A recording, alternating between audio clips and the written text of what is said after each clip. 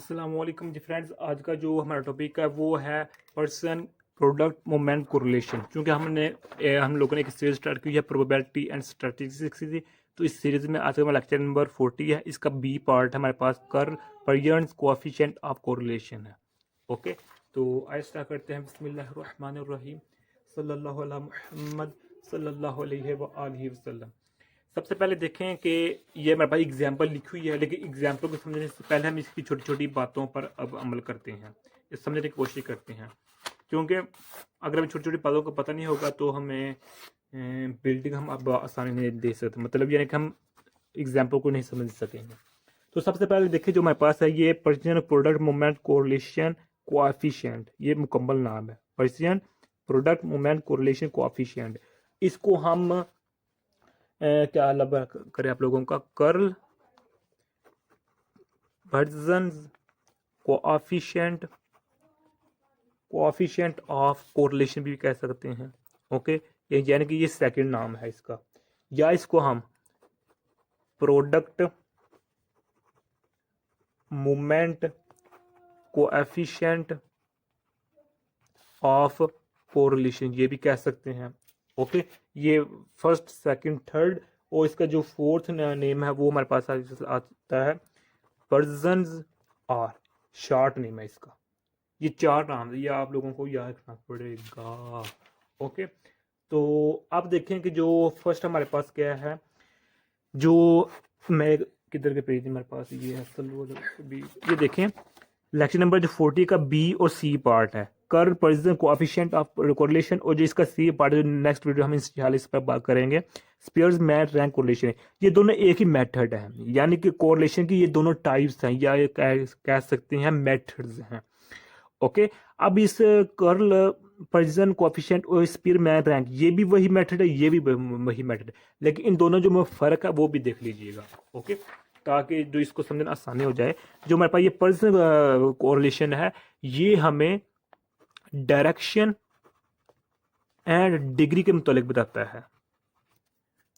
Okay, किसके दरमियान, direction और डिग्री के मुतालिक। और ये मेरे पास एक पॉपुलर यानी कि मेथड है जो कि इट इज यानी कि most popular method for expressing the degree and direction of linear association between two variables. Okay, यानी कि मैं सिंपल फॉर्म में कहता हूँ, पहला क्या है कि ये हमारे पास degree and direction and degree of two variables के दरमियान जो हमारे पास रिलेशनशिप होता है उसको उसमें हमारी मदद देता है ये हमारे पास जो कोरिलेशन है। या सेकंड यानी दूसरे अल्फाज में क्या, दूसरे अल्फाज में मैं ये कह सकता हूँ कि जो हमारे पास ये परिजन जो हमारे पास कोरिलेशन है is used mostly used in linear regression. Okay, आप ये कह लें कि it is use to find direction and degree of two variables which is are associated with each other. Okay, या फिर ये कह रहे हैं it is mostly used in linear regression. अब ये लीनियर रिग्रेशन क्या है, रिग्रेशन क्या है, चलिए बता देते हैं। ये देखिए हमारे पास होते हैं एक, हमने पिछली वीडियो में जो मेरे पास ए पार्ट था, ये देखिए जो मेरे पास ए पार्ट था कोरिलेशन, इसमें हम बात की हुई थी पॉजिटिव कोरिलेशन और नेगेटिव कोरिलेशन। ओके, और जीरो कोरिलेशन। अब हम मिसाल लेते हैं पॉजिटिव कोरिलेशन। सपोज करते हैं हम क्या करते हैं, सपोज करते हैं हमारे पास एक आदमी है, यानी कि ये समझ लें गवर्नमेंट ऑफिसर है या प्राइवेट ऑफिसर है, वो ऑफिस में ज़्यादा टाइम करता है किसी वजह से, किसी मजबूरी की वजह से, या उसका दिल वो ऑफिस में ज़्यादा लगता है, घर में तंग होता है, बीवी बच्चे चिढ़ते हैं उसको, उसका दिल घर में नहीं लगता। होना तो ऐसा ही चाहिए कि दिल घर में लगे, लेकिन वो उसका दिल ज़्यादातर कहाँ लगता है, ऑफिस दफ्तर में लगता है, ऑफिस में लगता है, काम करता रहता है उधर लगा होते। जब वो दफ्तर में ज़्यादा टाइम गुजारेगा तो घर में कम टाइम गुजारेगा, घर में क्या करेगा, कम टाइम गुजारेगा। तो ये क्या है, किसकी एग्जांपल, ये हमारे पास नेगेटिव कोरिलेशन की, क्योंकि एक चीज़ ज़्यादा हो रही है दूसरी चीज़ कम हो रही है, यानी कि दफ्तर में ज़्यादा टाइम हुआ और घर में टाइम कम गुजारेगा, दोनों अपोजिट है। तो ये मैं नेगेटिव कोरिलेशन की बात हो गई है। ओके, तो इसको प्रॉपरली फाइंड करने के लिए ये यानी कि जो मेरे पास होता है ये इसका ये हम कह सकते हैं ये मेरे पास है, इसको बनेगा। लेकिन अगर हम लीनियर रिग्रेशन को यूज़ करेंगे तो अच्छा, इधर मेरे पास जो एक्स एक्सिस पर हमारे पास टाइम होता है एट ऑफिस, और इधर होम लगा लें। ओके, तो जो मेरे पास लीनियर जो मेरे पास ये मेरे पास जो ये लीनियर रिग्रेशन होता है ये एक इंटरस्कोप यानी कि इस तरह का ये यानी कि ये एनालाइज करता है, एस्टिमेट लगाता है between the slope and intercept, slope और इंटरसेप्ट के दरमियान ये एनालाइज करता है, प्रोड्यूसेस एस्टिमेट्स करता है कि इसके दरमियान जब ये स्लोप इंटरसेप्ट के दरमियान ये लाइन लगाएंगे, ये लाइन इस्तेमाल हो जाएगी तो हमें इजी हो जाएगा। यानी कि बेसिकली क्या है, linear regression analyses estimates for slope and intercept of linear equations, okay, between two variables. अब इसकी जो इक्वेशन होती है लीनियर रिग्रेशन की, हमारे पास होती है y is equal to b0 plus b1x। अच्छा, ये हमारे पास टॉपिक नहीं है लेकिन हम अपने टॉपिक की तरफ आते हैं। ये यानी कि कहने का मतलब क्या हुआ कि जो प्रेजेंट कोरिलेशन होता है ये direction and degree of two variables के लिए यूज होता है, या इसको हम दूसरे अल्फाज में कहते हैं it's used mostly in linear regression. Okay, ये तो पता लग गया। अब जो मेरे पास थर्ड टाइप जो मैंने पहले आप लोगों को बताया था, जो मेरे पास ये स्पेयर मैन कोरिलेशन है, ये रैंक पर मबनी होती है। ओके, नेक्स्ट वीडियो में इस पर हम ब्रीफली से बात करेंगे। अब हम बात करते हैं एग्जाम्पल की। एग्जाम्पल आप लोगों के सामने लिखी हुई है को calculate the product moment coefficient of correlation between x, यानी कि जो दो हमारे पास वेरिएबल्स दी गई हैं और इन दोनों की हमारे पास ये सीरीज वैल्यूज दी गई हैं। Okay, the calculation needed to compute R, यानी कि जो हमारे पास कोरिलेशन है उसको हम आर से डिनोट करते हैं, आर गिवन बिलो, ये हमारे पास है।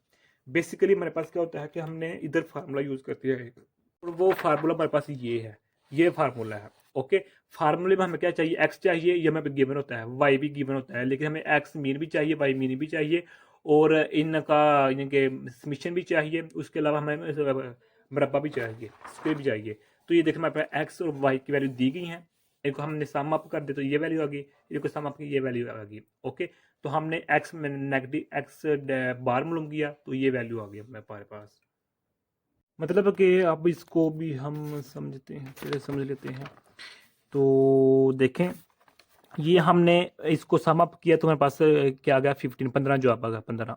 ओके, तो हमने इसको भूल जाएं, यानी कि इस टर्म को आप भूल जाएं। अब 15 है तो 15 1 2 3 4 5 5 वेरिएबल्स को यानी कि सम अप किया तो 15 आया।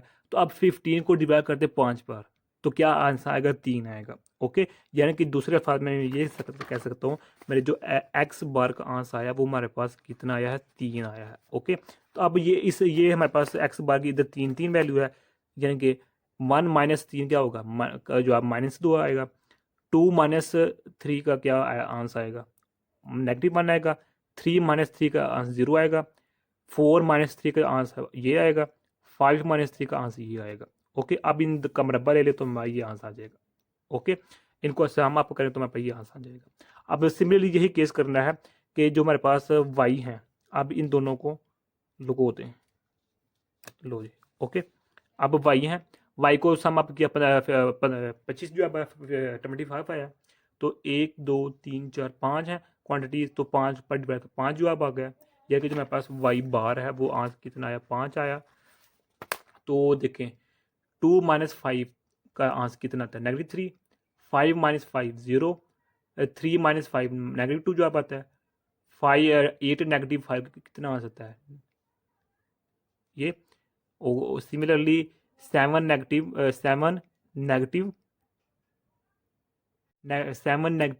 5 2 आंसर आ गया।